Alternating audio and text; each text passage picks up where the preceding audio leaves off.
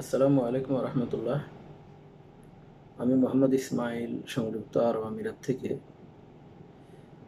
আমার আজকের এই ভিডিওটি মূলত বর্তমানে আরব আমিরাতে অবস্থানরত সে সকল বাংলাদেশি ভাইদের উদ্দেশ্যে, যারা মূলত ভিজিট ভিসায় বর্তমানে আরব আমিরাতে অবস্থান করছেন। আপনারা সকলেই জানেন 2012 সালের আগস্ট থেকে আরব আমিরাতে বাংলাদেশিদের শ্রমিক ভিসা বন্ধ রয়েছে। কিন্তু 2018 সালের সাধারণ ক্ষমার সময় কিছুদিন বাংলাদেশিদের ভিসা চালু ছিল। বর্তমানে করোনা পরিস্থিতির কারণেও বাংলাদেশিদের ভিসা চালু রয়েছে, যেটি গত 2 দিন আগে আবুধাবি বাংলাদেশ দূতাবাস থেকে নিশ্চিত করা হয়েছে। সেই সূত্র ধরে অনেক বাংলাদেশি ভাই জানতে চেয়েছেন কিভাবে ভিজিট থেকে আপনি কোম্পানির ভিসা প্রসেস করবেন। মূলত ভিডিওটি তাদের উদ্দেশ্যে। তাই আমি আশা করব যে সকল ভাইরা বর্তমানে আরব আমিরাতে ভিজিট ভিসায় অবস্থান করতেছেন, তারা আমার ভিডিওটি শুরু থেকে শেষ পর্যন্ত ভালো করে দেখবেন। যে সকল ভাইয়েরা বর্তমানে ভিজিট ভিসা অবস্থান করতেছেন, মার্চের 1 তারিখের আগে যাদের ভিসা শেষ হয়ে গেছে, তারা চাইলে সাধারণ ক্ষমার সুযোগ নিয়ে আগামী 3 মাসের 18ই মে থেকে আগামী 3 মাসের মাঝে আপনারা বাংলাদেশ চলে যেতে পারবেন, অথবা জরিমানা প্রদান করে এখানে ভিসা লাগানোর সেই সুযোগ পাবেন। যে সকল ভাইরা ভিসা লাগাতে চান বা ভিসা লাগাতে ইচ্ছুক, সে সকল ভাইদের উদ্দেশ্যে বলবো, এখানে কয়েকটি ধাপে আপনার ভিসা প্রক্রিয়া হবে। সেক্ষেত্রে আপনি নির্বাচন করবেন একটি কোম্পানি, কোনো গ্রোসারি, কোনো সুপার মার্কেট, কোনো ক্লিনিং কোম্পানি অথবা কোনো কনস্ট্রাকশন কোম্পানি, যেখানেই হোক আপনি খুঁজে দেখবেন মূলত সেই কোম্পানিটি কি বর্তমানে চালু আছে কিনা। কেউ যদি কেউ যদি আপনার সাথে ভিসা লাগানোর জন্য কন্ট্যাক্ট করে, সেক্ষেত্রে আপনি মূলত যাচাই বাছাই করুন আগে, মূলত সেই কোম্পানি কি কাজে কর্মে আছে না শুধুমাত্র লাইসেন্সে আছে। কারণ এই সুযোগে অনেকেই দেখা যাবে যে সকল লাইসেন্সে কোনো লোক নেই, 1-2 জন পার্টনার ভিসা লাগিয়ে বর্তমানে চাইবে যে ভুক্তভোগীদের থেকে টাকা নিয়ে আবার তারা কিছু একটা করার চিন্তা ভাবনা করবে। সেক্ষেত্রে আপনি কোম্পানি নির্বাচন করার ক্ষেত্রে নিজেই আপনি বিচক্ষণতার পরিচয় দিতে হবে। সেক্ষেত্রে আমার পরামর্শ হচ্ছে কি, যে সকল ব্যবসাগুলো রানিং থাকে আপনি দেখেন, গ্রোসারি হোক কোন কোন জায়গায়, সেই জায়গাটা দেখে আসুন।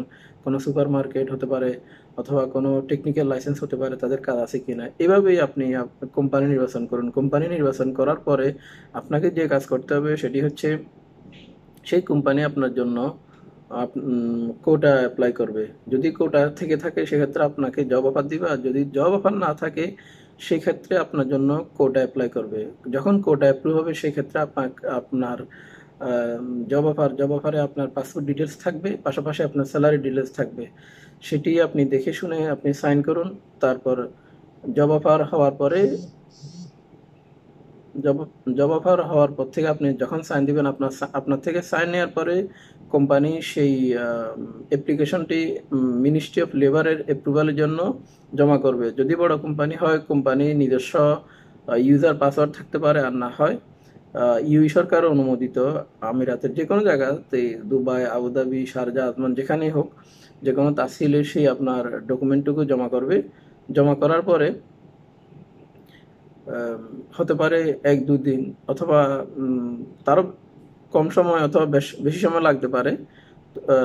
মিনিস্ট্রি অফ লেবারের যে অ্যাপ্রুভাল আসবে, মিনিস্ট্রি অফ লেবারের অ্যাপ্রুভাল আসার পরে আপনাকে আপনার কোম্পানির ক্যাটাগরি হিসাবে এ থেকে ডি লেবার কার্ডের যে ফিস আছে সেই ফিসটুকু কোম্পানি পেমেন্ট করবে। কোম্পানি পেমেন্ট করার পর আপনার জন্য ইমিগ্রেশনের ভিসা জমা করবে।